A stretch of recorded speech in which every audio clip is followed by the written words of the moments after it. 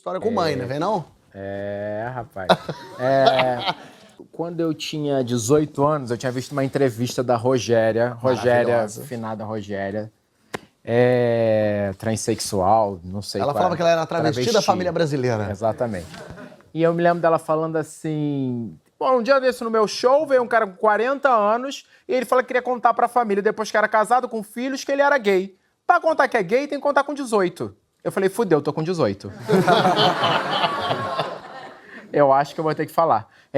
E aí, na época, eu já tinha começado a fazer teatro. E eu queria encontrar uma deixa pra minha mãe pra eu falar que eu era gay, sem causar uma comoção. Eu era criado pela minha madrinha, que também era médium.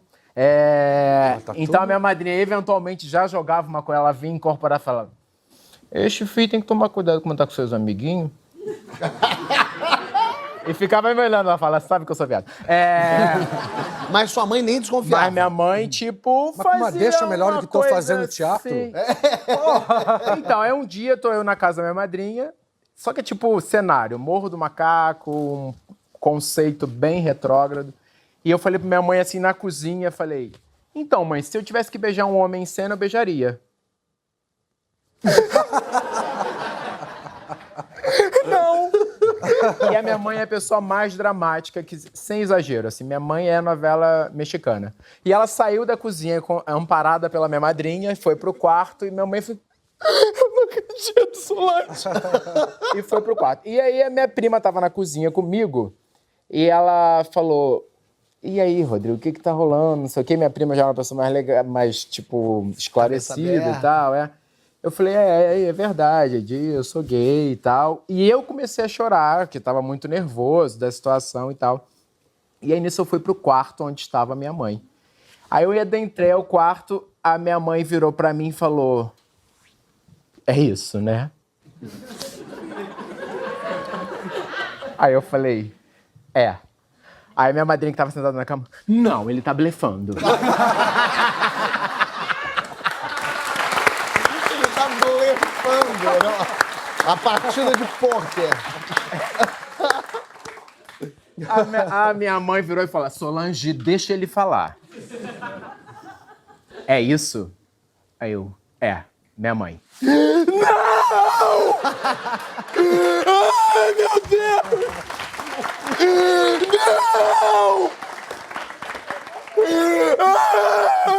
Meu padrinho na porta chega. Que isso aí, preta? Nada, Elmo. Vai pra fora.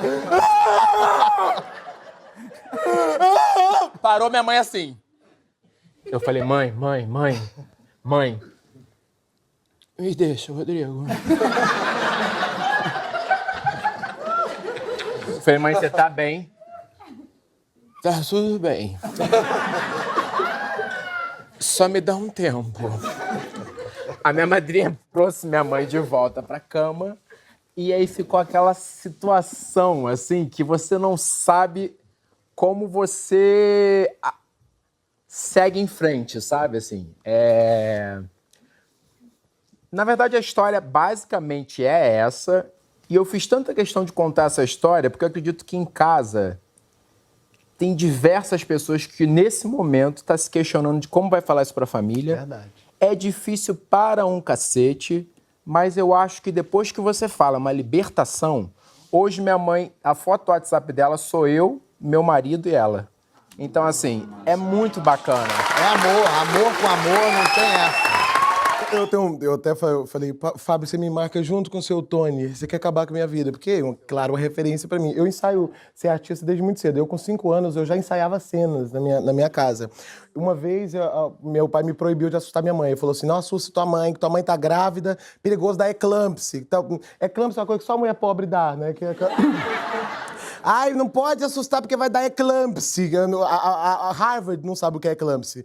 É só uma coisa muito da classe C. Aí não podia assustar minha mãe porque senão dava eclâmpsia. Falei, tá bom, não vou assustar minha mãe. E aí ensaiava as minhas cenas em casa. Um dia eu tava lá ensaiando de morrer, né? Comia alguma coisa envenenada. E caí, né, fazendo a minha cena ali. Era você sozinho com você Eu mesmo. Comigo mesmo, já ensaiando pra falar assim, o dia que precisar. E aí eu tava lá já morrendo, estribuchando. No final do meu estribuchando e já morrendo, Eu ia levantar e escutei minha mãe gritar assim, Luiz, o Paulo tá passando mal. Ela viu sem querer. Ela viu do corredor e ali eu já morto, falei, merda, eu assustei minha mãe. Eu falei, aqui já, apanhar eu já vou. Quantos anos você tinha? Tinha pra mais de 6. 6 anos? Aí eu falei, Pra apanhar... mais de 6. Eu falei, eu vou apanhar, eu já vou com certeza. Aí eu falei, agora como é que eu vou sair? Como é que pode ser menos? Eu falei, acho que eu vou fingir e vou melhorandinho, sabe? Eu vou... Aí meu pai veio, meu pai começou a me sacudir e aí meu pai fez... Eu olhando assim meio pelo, né, de rabicho assim... E aí piorou, porque eu vi meu pai chorando, que é uma coisa que eu nunca tinha visto na vida. Eu falei, gente, meu pai tá chorando, a coisa tá muito séria. Se meu pai tá chorando, isso não vai ficar barato. E aí, meu pai falou assim, chama seu tio, foi chamar meu tio, né? Chama o Brasa, foi chamar meu tio Brasa, trabalhava no frigorífico. Isso eu lá morto, caído, pensando assim, isso no meu cérebro, meus neurônios tudo sentou e falou assim, gente, como é que nós vamos resolver isso? Alguém tenha uma ideia, pelo amor de Deus. E aí, gente, meu tio chegou do frigorífico todo ensanguentado, matando vaca. Chega todo ensanguentado, que era a moto que tinha na cidade. E aí chegou todo... Aí chama o bombeiro, foi chamar os paramédicos. E você tudo fingindo. E eu fingindo. E na minha cabeça eu pensando assim, meu Deus, pensando maneira de sair dali. Eu pensei, por exemplo, uma das coisas, eu lembro claramente de ter passado pela minha cabeça, me velando, meu corpo coberto de flores. Eu levanto e falo, foi milagre divino para a terra. Eu fui pensando coisas. Eu só não podia...